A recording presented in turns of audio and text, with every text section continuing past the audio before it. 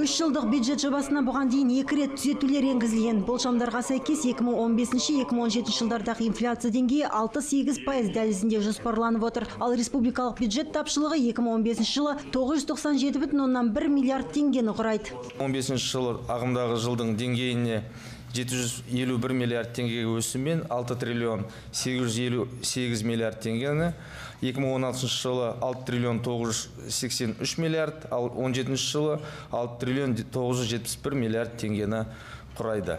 Сонымен қатар бюджетте азаматтардың әлеуметтік қорғалуын қамтамасыз етуге негізгі басымдық беріліп отыр. Бұл ретте келесі жылдың шілдесінен бастап мүгедектігі бойынша және асыраушысынан айырылуына байланысты мемлекеттік әлеуметтік жәрдемақылар мөлшерін 25%-ға, ал 2016 жылдың 1 қаңтарынан бастап стипендиялар мөлшерін 25%-ға ұлғайту қарастырылады. Ал талқыланып жатқан 3 жылдық бюджет контрциклді бюджет саясатын жүзеге асыруға бағытталады. Әлемде экономикалық ахуал күрделі болған жағдайда үкімет экономикалық белсенділікті ынталандыра түспек.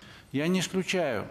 Екіншіден, экономикада құрылымдық өзгерістер жасау. Қазақстан 2050 стратегиясына сәйкес біз дамыған 30 елдің қатарына енуіміз керек. Бұл елдер негізінен экономикалық ынтымақтастық және даму ұйымына кіретін мемлекеттерден тұрады. Осыған орай аталған ұйым арасында елдік келісімге қол қоюға үміттіміз.